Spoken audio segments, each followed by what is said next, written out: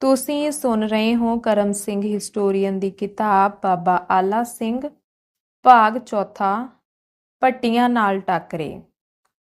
ਬਰਨਾਲੇ ਦੀ ਜਿੱਤ ਤੋਂ ਮਹਾਰਾਜਾ ਆਲਾ ਸਿੰਘ ਜੀ ਨੂੰ ਬਹੁਤ ਸਾਰੇ ਹਥਿਆਰ ਤੇ ਘੋੜੇ ਹੱਥ ਲੱਗ ਗਏ ਸਨ ਅਤੇ ਸਾਰੇ ਇਲਾਕੇ ਵਿੱਚ ਆਪ ਦਾ ਨਾਮ ਉੱਘਾ ਹੋ ਗਿਆ ਸੀ। ਇਤਨੀ ਹੋਣ ਨਾਲ ਰਾਜਪੂਤ ਵੀ ਹੁਣ ਫੂਲਕਿਆਂ ਤੋਂ ਡਰਨ ਲੱਗ ਪਏ ਅਤੇ ਭਦੌੜੀਆਂ ਦੇ ਸਿਰ ਉੱਤੇ ਜੋ ਹਠੂਰੀਆਂ ਦਾ ਭਾਰ ਸੀ ਉਹ ਬਹੁਤ ਕੁਝ ਹੌਲਾ ਹੋ ਗਿਆ, ਜਿਸ ਦਾ ਅਸਰ ਇਹ ਹੋਇਆ ਕਿ ਰਾਜਪੂਤਾਂ ਦੀ ਜੂਹ ਵਿੱਚ ਬੀਲਾ ਪਿੰਡ ਹੇਮਰਾਜ ਨੇ ਵਸਾ ਲਿਆ ਅਤੇ ਗੈਲ ਤੇ ਮੂਮ ਦੋਹਾਂ ਪਿੰਡਾਂ ਉੱਤੇ ਬਿਆ ਮੱਲ ਭਦੌੜੀਏ ਨੇ ਕਬਜ਼ਾ ਕਰ ਲਿਆ। ਇਸੇ ਤਰ੍ਹਾਂ ਟੱਲੇਵਾਲਾ ਵਸਾ ਕੇ ਸੰਧੂ ਪਿੰਡ ਨੂੰ ਮੱਲ ਲਿਆ ਅਤੇ ਕੋਟ ਦੁੰਨੇ ਨੂੰ ਵਸਾ ਕੇ ਇਸ ਦੇ ਪਾਸ 2-4 ਪਿੰਡ ਸਾਂਭ ਲਏ। ਅਸਲ ਵਿੱਚ ਫੂਲਕਿਆਂ ਦੀ ਦੱਖਣੀ ਹੱਦ ਦਾ ਸੰਪਤ 1780 ਬਿਕਰਮੀ ਤੋਂ ਹੀ ਸਾਬੋਕਿਆਂ ਨਾਲ ਜਾ ਲੱਗੀ ਸੀ, ਪਰ ਬਰਨਾਲੇ ਦੀ ਜਿੱਤ ਨੇ ਫੂਲਕਿਆਂ ਦੇ ਹੌਸਲੇ ਵਧਾ ਦਿੱਤੇ ਅਤੇ ਮਹਾਰਾਜ ਆਲਾ ਸਿੰਘ ਜੀ ਨੇ ਸਾਬੋਕਿਆਂ ਦੇ ਤੱਪੇ ਵਿੱਚੋਂ ਉੱਭੇ ਪਿੰਡ ਉੱਤੇ ਕਬਜ਼ਾ ਕਰ ਲਿਆ। ਇਸ ਦਾ ਅਸਰ ਇਹ ਹੋਇਆ ਕਿ ਭੈਣੀ ਚੂੜਾ ਘੁੰਮਣ ਤੇ ਕੁੱਤੀਵਾਲ ਦੇ ਵਸਨੀਕ ਵੀ ਅਨੁਸਾਰੀ ਹੋ ਗਏ ਅਤੇ ਇਹਨਾਂ ਤੋਂ ਉੱਤਰਵਾਲ ਦੇ ਖੋਖਰ, ਡਿੱਖ, ਸੂਚ ਤੇ ਰੜ ਪਿੰਡਾਂ ਉੱਤੇ ਬਿਆ ਮੱਲ ਭਦੌੜੀਏ ਦਾ ਕਬਜ਼ਾ ਹੋ ਗਿਆ।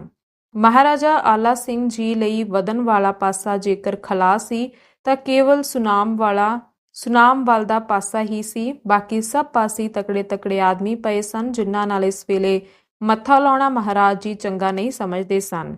ਇਸ ਲਈ ਆਪ ਨੇ ਲੌਂਗੋਵਾਲ ਤੋਂ ਸੁਨਾਮਵਾਲ ਕਦਮ ਵਧਾਇਆ ਅਤੇ ਸੈਰੋ ਤੇ ਨਮੋਲ ਨੂੰ ਵਸਾ ਲਿਆ। ਚੌਧਰੀ ਗੁਰਦਿੱਤ ਸਿੰਘ ਜੀ ਇਸ ਤੋਂ ਪਹਿਲਾਂ ਹੀ ਸੰਗਰੂਰਾਂ ਗਿਰਦੇ ਇਲਾਕੇ ਮੱਲੀ ਬੈਠੇ ਸਨ। ਇਸ ਤਰ੍ਹਾਂ ਫੂਲਕਿਆਂ ਦੀ ਹੱਦ ਸੁਨਾਮ ਦੇ ਲਾਗੇ ਤੱਕ ਅੱਪੜ ਗਈ।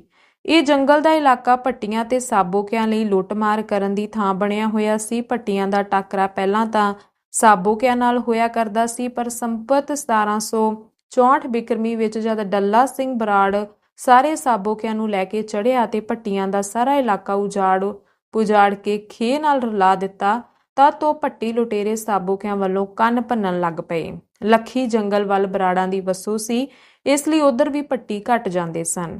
ਭੱਟੀਆਂ ਦਾ ਬਹੁਤਾ ਜ਼ੋਰ ਸੁਨਾਮਵਾਲ ਤੇ ਇਸ ਤੋਂ ਅਗਾਹਾਂ ਲੰਘ ਕੇ ਮਲੇਰੀਆ ਤੇ ਰਾਇਕਿਆਂ ਦੇ ਇਲਾਕੇ ਵੱਲ ਸੀ, ਜਿੱਧਰ ਨਿਤ ਨਵੇਂ ਸੂਰਜ ਕਟਕ ਚੜ੍ਹਦੇ ਤੇ ਗਰੀਬ ਕਿਸਾਨਾਂ ਦੇ ਬਾਹਰ ਚੁਗਦੇ ਪਸ਼ੂਆਂ ਨੂੰ ਇਹ ਘੇਰ ਲਿਜਾਂਦੇ।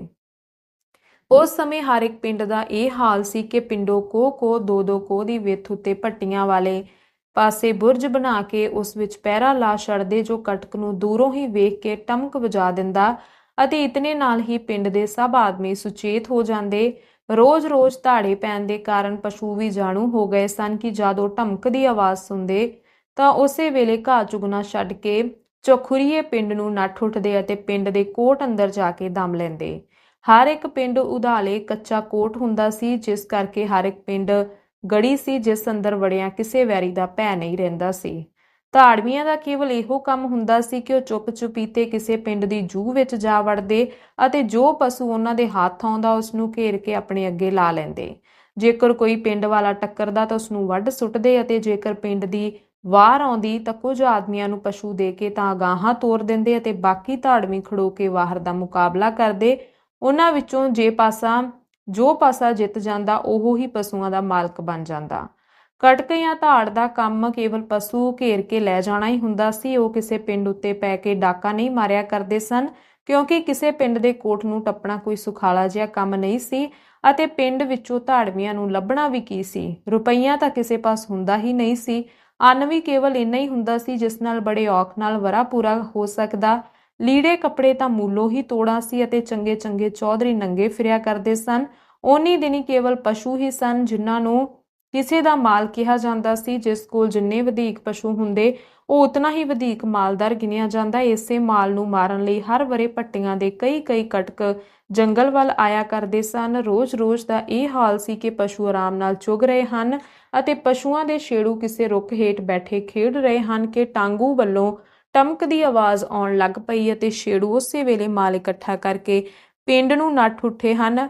ਪਿੰਡ ਵਿੱਚ ਵਾਰੂ ਢੋਲ ਵੱਜ ਪਿਆ ਹੈ ਅਤੇ ਪਿੰਡ ਦੇ ਗੱਭਰੂ ਜਵਾਨ ਨੇਜਾ ਸੇਲਾ ਲੈ ਕੇ ਪੈਦਲ ਹੀ ਜਾਂ ਅਲਾਣੇ ਸਵਾਰ ਪਿੰਡੋਂ ਬਾਹਰ ਆ ਜਮ੍ਹਾਂ ਹੋਏ ਹਨ ਅਤੇ ਉਸੇ ਵੇਲੇ ਧਾੜ ਦੇ ਮਗਰ ਨੱਠ ਉੱਠੇ ਹਨ। ਵਾਰੂ ਢੋਲ ਸੁਣ ਕੇ ਘੋੜੀਆਂ ਸਮਝ ਜਾਂਦੀਆਂ ਸਨ ਕਿ ਹੁਣ ਸਾਡੀ ਲੋੜ ਦਾ ਵੇਲਾ ਹੈ। ਉਹ ਆਪ ਹੀ ਪਿੰਡ ਨੂੰ ਨੱਸ ਆਉਂਦੀਆਂ। ਭਲੀ ਵਿੱਚ ਧਾੜ ਨੂੰ ਵਾਰ ਮਿਲ ਪੈਂਦੀ ਹੈ। ਦੋਹਾਂ ਪਾਸਿਆਂ ਤੋਂ ਵਾਰ ਹੁੰਦੇ ਹਨ। ਕੋਈ ਡਿੱਗਦਾ ਹੈ, ਕੋਈ ਘਾਇਲ ਹੁੰਦਾ ਹੈ ਧਾੜ ਪਸ਼ੂਆਂ ਨੂੰ ਛੱਡ ਕੇ ਭੱਜ ਜਾਂਦੀ ਹੈ ਤੇ ਬਾਹਰ ਪਸ਼ੂਆਂ ਤੇ ਫਟੜਾਂ ਨੂੰ ਲੈ ਕੇ ਪਿੰਡ ਨੂੰ ਮੁੜ ਆਉਂਦੀ ਹੈ। ਇਹ ਗੱਲਾਂ ਰੋਜ਼-ਰੋਜ਼ ਹੁੰਦੀਆਂ ਸਨ ਤੇ ਇਸ ਤਰ੍ਹਾਂ ਦੀ ਲੜਾਈ ਝਗੜਾ ਮੂਲੋਂ ਹੀ ਮਾਮੂਲੀ ਗੱਲ ਸਮਝੀ ਜਾਂਦੀ ਸੀ। ਭੱਟੀਆਂ ਲਈ ਸੁਨਾਮ ਵਾਲਾ ਰਾਹ ਪਹਿਲਾਂ ਤਾਂ ਖੁੱਲ੍ਹਾ ਪਿਆ ਸੀ, ਪਰ ਜਦ ਦੇ ਫੂਲਕੇ ਦੌੜ ਕੇ ਆ ਗਏ ਤਦ ਤੋਂ ਉਹਨਾਂ ਦੇ ਰਾਹ ਵਿੱਚ ਔਕੜ ਖੜੀ ਹੋ ਗਈ, ਪਰ ਤਦ ਵੀ ਉਹਨਾਂ ਨੇ ਆਉਣਾ ਬੰਦ ਨਾ ਕੀਤਾ। ਜਦ ਹੁਣ ਮਹਾਰਾਜਾ ਆਲਾ ਸਿੰਘ ਜੀ ਨੇ ਆਪਣੇ ਡੋਲਿਆਂ ਵਿੱਚ ਜ਼ੋਰ ਵੇਖਿਆ ਤਾਂ ਇਹਨਾਂ ਧਾੜਵੀਆਂ ਲਈ ਉਹ ਦਾਰੂ ਸੋਚਿਆ ਜੋ ਅੱਜ ਤੋਂ 31 ਵਰ੍ਹੇ ਪਹਿਲਾਂ ਡੱਲਾ ਸਿੰਘ ਬਰਾੜ ਨੇ ਸੋਚਿਆ ਸੀ। ਇਸ ਸਮੇਂ ਅਲਾਦਾਦ ਖਾਂ, ਬੋਹੇਵਾਲਾ, ਵਲੈਤ ਖਾਂ ਤੇ ਅਨੈਤ ਖਾਂ, ਬੁਲਾਡੇ ਵਾਲੇ ਅਤੇ ਬਾਕਰ ਖਾਂ ਹਰਿਆਓ ਵਾਲਾ ਇਹੋ ਤਕੜੇ ਭੱਟੀ ਸਨ ਜੋ ਮਹਾਰਾਜ ਜੀ ਦੇ ਗਵਾਂਢ ਵਸਦੇ ਸਨ ਅਤੇ ਫਤਿਆਬਾਦ ਵਾਲੇ ਭੱਟੀਆਂ ਨਾਲ ਰਿਸ਼ਤੇਦਾਰੀਆਂ ਹੋਣ ਕਰਕੇ ਕਿਸੇ ਨੂੰ ਨਜ਼ਰ ਥੱਲੇ ਨਹੀਂ ਲਿਆਉਂਦੇ ਸਨ। ਫੂਲਕਿਆਂ ਦੇ ਵੱਡਿਆਂ ਨੇ ਭੱਟੀਆਂ ਪਾਸੋਂ ਜੋ ਦੁੱਖ ਸਹੇ ਸਨ ਉਹ ਕੋਈ ਭੁੱਲ ਜਾਣ ਵਾਲੀਆਂ ਗੱਲਾਂ ਨਹੀਂ ਸਨ ਅਤੇ ਜਦ ਤੱਕ ਭੱਟੀਆਂ ਨੂੰ ਉਹਨਾਂ ਦੀ ਆਪਣੀ ਜੂਹ ਵਿੱਚ ਰੋਲਿਆ ਨਾ ਜਾਵੇ ਤਦ ਤੱਕ ਉਹਨਾਂ ਦਾ ਫੂਲਕਿਆਂ ਵੱਲ ਆਉਣਾ ਬੰਦ ਨਹੀਂ ਕੀਤਾ ਜਾ ਸਕਦਾ ਸੀ। ਸੰਪਤ 1895 ਬਿਕਰਮੀ ਵਿੱਚ ਨਾਦਰ ਸ਼ਾਹ ਦਿੱਲੀ ਨੂੰ ਆਇਆ ਤੇ ਲਾਹੌਰੋਂ ਦਿੱਲੀ ਤੱਕ ਰਾਹ ਉਜਾੜ ਬੀਆਬਾਨ ਹੋ ਗਿਆ। ਖਾਲਸਾ ਦਲ ਦੇ ਵੱਖ-ਵੱਖ ਜਥੇ ਬਰਾੜਾਂ ਦੇ ਤਪਿਆਂ ਵਿੱਚ ਆ ਬੈਠੇ ਅਤੇ ਕੁਝ ਕੁ ਜਥਿਆਂ ਨੂੰ ਮਹਾਰਾਜਾ ਆਲਾ ਸਿੰਘ ਜੀ ਨੇ ਸਦਵਾ ਲਿਆ। ਇਹਨਾਂ ਨਾਲ ਫੂਲਕਿਆਂ ਤੇ ਮਹਾਰਾਜਕਿਆਂ ਨੂੰ ਰਲਾਇਆ ਅਤੇ ਸਾਰੀ ਸੈਨਾ ਨੂੰ ਲੈ ਕੇ ਭੱਟੀਆਂ ਦੇ ਇਲਾਕੇ ਵੱਲ ਮੂੰਹ ਕੀਤਾ। ਭਲਾ ਕਿਸੇ ਭੱਟੀ ਦੀ ਪਾਇਆ ਸੀ ਕਿ ਇਸ ਹੜ੍ਹ ਨੂੰ ਰੋਕ ਸਕਦਾ। ਜੋ ਸਾਹਮਣੇ ਆਇਆ ਜਾਨੋਂ ਮਾਰਿਆ ਗਿਆ, ਕਈ ਪਿੰਡ ਸਾੜੇ ਤੇ ਫੂਕੇ ਗਏ ਅਤੇ ਹਜ਼ਾਰਾਂ ਦੀ ਗਿਣਤੀ ਵਿੱਚ ਮਾਲ ਲੈ ਕੇ ਆਪਣੇ ਗਵਾਂਢੀ ਜ਼ੋਰਾਵਰ ਭੱਟੀਆਂ ਦੇ ਇਲਾਕੇ ਦੀ ਸੁਆਹ ਉਡਾ ਕੇ ਮਹਾਰਾਜਾ ਆਲਾ ਸਿੰਘ ਜੀ ਬਰਨਾਲੇ ਨੂੰ ਮੋੜ ਆਏ। ਹੁਣ ਇੱਕ ਵਾਰ ਜੋ ਮੱਥਾ ਲੱਗ ਗਿਆ ਇਸ ਲਈ ਰੋਜ਼-ਰੋਜ਼ ਭੱਟੀਆਂ ਨਾਲ ਟਾਕਰੇ ਹੋਣ ਲੱਗ ਪਏ। ਕਦੇ ਉਹ ਫੂਲਕਿਆਂ ਉੱਤੇ ਚੜ੍ਹ ਜਾਂਦੇ। ਲਾਹੌਰ ਗਿਰਦੇ ਖਾਨ ਬਹਾਦਰ ਨੇ ਸਿੰਘਾਂ ਦੀ ਕਤਲੇਆਮ ਆਰੰਭੀ ਹੋਈ ਸੀ, ਜਿਸ ਕਰਕੇ ਸਿੰਘ ਸਤਲੁਜ ਟੱਪ ਕੇ ਮਾਲਵੇ ਨੂੰ ਤੁਰੇ ਆਉਂਦੇ ਸਨ। ਕਈ ਬੀਕਾਨੇਰ ਨੂੰ ਚਲੇ ਗਏ, ਕਈ ਜੈਪੁਰ ਜਾਂ ਨੌਕਰ ਹੋਏ, ਬਹੁਤੇ ਬਰਾੜਾਂ ਦੇ ਪਿੰਡੀ ਵਸ ਪਏ ਅਤੇ ਕਈ ਜਥੇ ਮਹਾਰਾਜਾ ਆਲਾ ਸਿੰਘ ਜੀ ਤੇ ਭਾਈ ਗੁਰਬਖਸ਼ ਸਿੰਘ ਜੀ ਦੇ ਨਾਲ ਰਹਿਣ ਲੱਗ ਪਏ। ਜਦ ਤੱਕ ਸੰਪਤ 1801 ਬਿਕਰਮੀ ਵਿੱਚ ਖਾਨ ਬਹਾਦਰ ਮਰ ਨਹੀਂ ਗਿਆ ਤਦ ਤੱਕ ਖਾਲਸਾ ਦਲ ਮਾਲਵੇ ਵਿੱਚ ਹੀ ਫਿਰਦਾ ਰਿਹਾ ਅਤੇ ਭੱਟੀਆਂ ਦੇ ਟਾਕਰੇ ਲਈ ਮਹਾਰਾਜਾ ਆਲਾ ਸਿੰਘ ਜੀ ਨੂੰ ਚੰਗਾ ਲਸ਼ਕਰ ਹੱਥ ਆ ਗਿਆ। ਰੋਜ਼-ਰੋਜ਼ ਦੀਆਂ ਸੱਟਾਂ ਨੇ ਭੱਟੀਆਂ ਦੀ ਮੱਤ ਟਿਕਾਣੇ ਲੈ ਆਂਦੀ ਅਤੇ ਉਹਨਾਂ ਦਾ ਜ਼ੋਰ ਸੁਨਾਮ ਵੱਲੋਂ ਹੌਲਾ ਪੈ ਗਿਆ, ਜਿਸ ਕਰਕੇ ਮਹਾਰਾਜਾ ਆਲਾ ਸਿੰਘ ਜੀ ਸੁਨਾਮ ਤੋਂ ਅਗਾਹਾਂ ਲੰਘ ਤੁਰੇ ਅਤੇ ਸ਼ਾਜਲੀ ਉੱਤੇ ਕਬਜ਼ਾ ਕਰਕੇ ਦਿੜਬੇ ਨੂੰ ਜਾ ਵਸਾਇਆ। ਇਹ ਗੱਲ ਸੰਪਤ 1800 ਬਿਕਰਮੀ ਦੀ ਹੈ। ਕਾਲੀਕੇ ਮਹਾਰਾਜ ਜੀ ਦੀ ਸੱਜੀ ਬਾਂਹ ਸਨ ਅਤੇ ਪਹਿਲੇ ਦਿਨ ਤੋਂ ਮਹਾਰਾਜਾ ਜੀ ਦੇ ਨਾਲ ਰਹੇ ਸਨ। ਖਾਨਾ ਤੇ ਸੰਗੂ ਦੋਵੇਂ ਸਕੇ ਭਰਾ ਸਨ ਅਤੇ ਇਹਨਾਂ ਦੋਹਾਂ ਭਰਾਵਾਂ ਦੀ ਔਲਾਦ ਮਹਾਰਾਜਾ ਜੀ ਦੇ ਨਾਲ ਸੀ, ਪਰ ਸਭਨਾਂ ਵਿੱਚੋਂ ਗੁਰਬਖਸ਼ ਸਿੰਘ ਵੱਧ ਕੇ ਸੀ। ਜਦ ਮਹਾਰਾਜਾ ਆਲਾ ਸਿੰਘ ਜੀ ਨੇ ਦਿੜਬਾ ਆਬਾਦ ਕੀਤਾ ਤਾਂ ਕਾਲੇਕੇ ਉਸ ਦੀ ਵਾੜ ਬਣ ਕੇ ਲਾਂਭੀ ਚਾਂਬੀ ਵਸ ਗਏ। ਹਰੀਏ ਨੇ ਦੁਗਾਲ ਬੰਦਾ, ਸਿਰੀਏ ਨੇ ਜਨਾਲ, ਗੁਰਬਖਸ਼ ਸਿੰਘ ਨੇ ਕਮਾਲਪੁਰ ਤੇ ਜੱਸਾ ਸਿੰਘ ਨੇ ਬਮਣਾ। ਇਸ ਤਰ੍ਹਾਂ ਮਹਾਰਾਜਾ ਜੀ ਦੇ ਇਲਾਕੇ ਦੀ ਹੱਦ ਸਮਾਣੇ ਦੇ ਪਾਸ-ਪਾਸ ਤੱਕ ਪੁੱਜ ਗਈ। ਜਦ ਦਾ ਜੋਤ ਸਿੰਘ ਗੁਜਰਿਆ ਸਰਦਾਰ ਸੱਬਾ ਸਿੰਘ ਗਮ ਨਾਲ ਘੁਲਦਾ ਹੀ ਗਿਆ। ਆਪ ਦਾ ਇਤਨਾ ਜ਼ੋਰ ਸੀ ਕਿ ਆਪ ਨੇ ਫਕੀਰ ਖਾਨ ਕਾਕੜੇ ਵਾਲੇ ਦੇ ਨੱਕ ਹੇਠ ਢੋਡਿਆਂ ਦੀ ਮੋੜੀ ਜਾ ਗੱਡੀ ਸੀ ਅਤੇ ਕਾਕੜਾ ਆਦ 17 ਪਿੰਡਾਂ ਪਾਸੋਂ ਹਰ ਸਾਲ ਰਾਖੀ ਲਿਆ ਕਰਦੇ ਸਨ ਅਤੇ ਘਰਾਚੋ ਆਦਿ 10 ਪਿੰਡਾਂ ਦੀ ਕਸ਼ ਬਟਾਈ ਕਰਵਾਇਆ ਕਰਦੇ ਸਨ। ਅਰਥਾਤ ਸਕਰੋਂਦੀ ਤੋਂ ਲੈ ਕੇ ਦੱਖਣ ਵੱਲ ਬਿਜ਼ਲਪੁਰ ਤੱਕ ਅਤੇ ਘਰਾਚੋ ਤੋਂ ਲੈ ਕੇ ਪੂਰਬ ਵੱਲ ਕਾਲੇ ਝਾੜ ਤੱਕ ਸਭ ਇਲਾਕਾ ਆਪ ਦਾ ਹੀ ਸੀ। ਇੱਕ ਵਾਰ ਆਪ ਨੇ ਬਠਿੰਡੇ ਦੇ ਕਿਲੇ ਉੱਤੇ ਵੀ ਜਾ ਕਬਜ਼ਾ ਕੀਤਾ, ਜੋ ਉਦੋਂ ਸੁੰਨਾ ਹੀ ਪਿਆ ਸੀ, ਪਰ ਅੱਗੇ ਜਦ ਕੋਈ ਜਾਇਦਾਦ ਸਾਂਭਣ ਵਾਲਾ ਹੀ ਨਜ਼ਰ ਨਾ ਆਵੇ ਤਾਂ ਕਿਸ ਦੀ ਖਾਤਰ ਕੋਈ ਦੁੱਖ ਸੁੱਖ ਸਹੇ। ਜੋਤ ਸਿੰਘ ਦੀ ਮੌਤ ਨੇ ਸ਼੍ਰੀ ਸੱਬਾ ਸਿੰਘ ਦਾ ਦਿਲ ਬੁਝਾ ਦਿੱਤਾ ਸੀ। ਆਪਣੇ ਸੂਰਮੇ ਪੁੱਤਰ ਤੋਂ ਮਗਰੋਂ ਆਪ 10 ਸਾਲ ਤੱਕ ਇਸ ਦੁਨੀਆ ਦਾ ਰੰਗ ਵੇਖਦੇ ਰਹੇ ਅਤੇ ਅੰਤ ਨੂੰ ਸੰਪਤ 1801 ਬਿਕਰਮੀ ਵਿੱਚ ਇਸ ਸੰਸਾਰ ਨੂੰ ਛੱਡ ਗਏ। ਅੱਜ ਕੱਲ੍ਹ ਆਪ ਦੀ ਤੇ ਯੋਧ ਸਿੰਘ ਦੀ ਸਮਾਧ ਹੰਡਿਆਏ ਤੋਂ ਬਾਹਰ ਬਰਨਾਲੇ ਦੇ ਰਾਹ ਉੱਤੇ ਹੈ। ਆਪ ਦੀ ਸਮਾਧ ਉੱਤੇ ਲੋਕੀ ਸੁਖਣਾ ਸੁਖਦੇ ਹਨ ਅਤੇ ਸਵੇਰ ਹੁੰਦਿਆਂ ਹੀ ਸ਼ੁਭ ਜਾਣ ਕੇ ਆਪ ਦਾ ਨਾਮ ਲੈ ਲੈਂਦੇ ਹਨ। ਸਰਦਾਰ ਸੱਬਾ ਸਿੰਘ ਦੀ ਸ਼ਾਦੀ ਮੌੜ ਦੀ ਲੜਕੀ ਮਾਈ ਬੇਗੀ ਨਾਲ ਹੋਈ ਸੀ, ਜਿਸ ਤੋਂ ਇੱਕੋ ਲੜਕਾ ਜੋਧਾ ਸਿੰਘ ਹੋਇਆ, ਜੋ ਐਨ ਜਵਾਨੀ ਵੇਲੇ ਸੰਪਤ 1791 ਬਿਕਰਮੀ ਵਿੱਚ ਗੁਜ਼ਰ ਗਿਆ। ਜੋਧ ਸਿੰਘ ਦੀ ਸ਼ਾਦੀ ਰੱਲਾ ਪਿੰਡ ਦੇ ਦਲਪਤ ਚਾਹਾਂ ਦੀ ਲੜਕੀ ਮਾਈ ਰੇਸਾ ਨਾਲ ਹੋਈ ਸੀ। ਮਾਈ ਰੇਸਾ ਵਿਚਾਰੀ ਸਹੁਰੇ ਘਰ ਆਈ ਹੀ ਸੀ ਕਿ ਪਤੀ ਸਿਰ ਉੱਤੋਂ ਗੁਜ਼ਰ ਗਿਆ।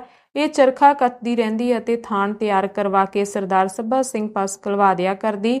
ਸਰਦਾਰ ਸੱਬਾ ਸਿੰਘ ਕੁਝ ਰੁਪਏ ਕਲਵਾ ਦਿਆ ਕਰਦਾ, ਜਿਸ ਨਾਲ ਮਾਈ ਰੇਸਾ ਆਪਣੇ ਦਿਨ ਪੂਰੇ ਕਰਦੀ ਰਹੀ।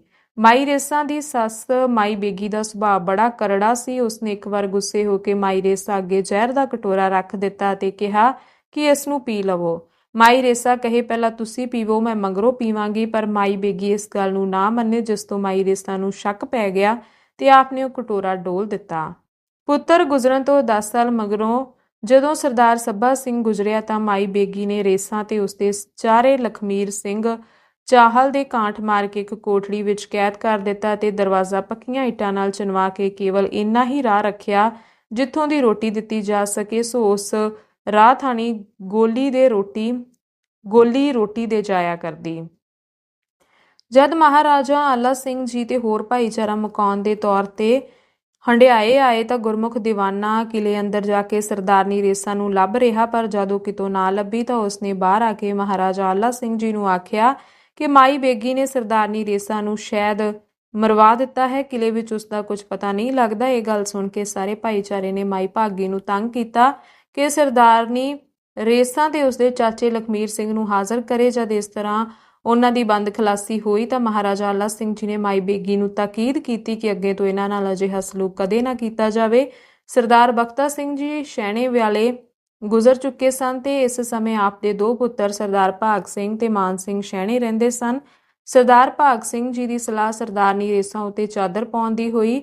ਇਸ ਗੱਲ ਦਾ ਪਤਾ ਜਦ ਕੰਵਰ ਸਰਦੂਲ ਸਿੰਘ ਜੀ ਨੂੰ ਲੱਗਾ ਤਾਂ ਆਪਣੇ ਹੰਡਿਆਈ ਦੇ ਵਸਨੀਕ ਨੱਥਾ ਰੰਗਰੇਜ਼ ਦੀ ਤ੍ਰੀਮਤ ਏਮਨਾ ਹੱਥੀਂ ਸੁਨੇਹਾ ਕਲਵਾਇਆ ਕਿ ਜੇਕਰ ਸਰਦਾਰਨੀ ਰੇਸਾਂ ਦੀ ਮਰਜ਼ੀ ਕਰੇਵੇ ਦੀ ਹੋਵੇ ਤਾਂ ਅਸੀਂ ਇਸ ਗੱਲ ਲਈ ਰਾਜੀ ਹਾਂ। ਸਰਦਾਰਨੀ ਰੇਸਾਂ ਨੇ ਪਿਛਲੇ 10 ਵਰ੍ਹੇ ਬੜੀ ਸਹਿਣਸ਼ੀਲਤਾ ਨਾਲ ਕੱਟੇ ਸਨ, ਇਸ ਲਈ ਆਪ ਦੀ ਇੱਛਾ ਕਰੇਵੇਂ ਦੀ ਨਹੀਂ ਸੀ, ਪਰ ਆਪ ਦੇ ਚਾਚੇ ਲਖਮੀਰ ਸਿੰਘ ਦੇ ਸਮਝਾਉਣ ਕਰਕੇ ਆਪ ਮੰਨ ਗਏ ਤੇ ਕੰਵਰ ਸਰਦੂਲ ਸਿੰਘ ਜੀ ਨੇ ਹੰਡਿਆਏ ਆ ਕੇ ਚਾਦਰ ਪਾ ਲਈ। ਇਸ ਗੱਲੋਂ ਮਾਈ ਬੇਗੀ ਗੁੱਸੇ ਹੋ ਕੇ ਆਪਣੇ ਪੇਕੇ ਮੋੜੀ ਚਲੀ ਗਈ, ਜਿੱਥੋਂ ਮਹਾਰਾਜਾ ਆਲਾ ਸਿੰਘ ਜੀ ਨੇ ਸਦਵਾ ਕੇ ਖੁੱਡ ਪਿੰਡ ਉਹਨਾਂ ਦੇ ਗੁਜ਼ਾਰੇ ਲਈ ਦੇ ਦਿੱਤਾ, ਜਿੱਥੇ ਅਖੀਰ ਤੱਕ ਮਾਈ ਬੇਗੀ ਰਹਿੰਦੀ ਰਹੀ। ਇਸੇ ਕਰਕੇ ਲੋਕੀ ਖੁੱਡੀ ਨੂੰ ਬੇਗੀ ਵਾਲੀ ਖੁੱਡੀ ਆਖਣ ਲੱਗ ਪਏ ਸਨ। ਸਰਦਾਰਨੀ ਰੇਸਾਂ ਦੇ ਗੁਜ਼ਾਰੇ ਲਈ ਹੰਡਿਆਇਆ, ਗੰਜਾ, ਧਨੌਲਾ ਤੇ ਰੱਲਾ ਪਿੰਡ ਦਿੱਤੇ ਗਏ ਅਤੇ ਹੰਡਿਆਏ ਹੀ ਆਪ ਰਹਿੰਦੇ ਰਹੇ। ਰੱਲਾ ਆਪ ਦਾ ਪੇਕਾ ਪਿੰਡ ਸੀ, ਜਿਸ ਉੱਤੇ ਜੋਤ ਸਿੰਘ ਨੇ ਸ਼ਾਦੀ ਤੋਂ ਮਗਰੋਂ ਕਬਜ਼ਾ ਕਰ ਲਿਆ ਸੀ। ਸੋ ਇਹ 3 ਪਿੰਡ ਸਰਦਾਰਨੀ ਰੇਸਾਂ ਦੇ ਗੁਜ਼ਾਰੇ ਲਈ ਦੇ ਕੇ ਸਰਦਾਰ ਸੱਬਾ ਸਿੰਘ ਦੇ ਬਾਕੀ ਸਾਰੇ ਪਿੰਡਾਂ ਉੱਤੇ ਮਹਾਰਾਜਾ ਆਲਾ ਜੀ ਨੇ ਕਬਜ਼ਾ ਕਰ ਲਿਆ ਤੇ ਹੰਡਿਆਏ ਵਿੱਚ ਆਪਣਾ ਥਾਣਾ ਬਣਾ ਦਿੱਤਾ। ਇਹ ਗੱਲ ਆਰੰਭ ਸੰਮਤ 1802 ਬਿਕਰਮੀ ਦੀ ਹੈ।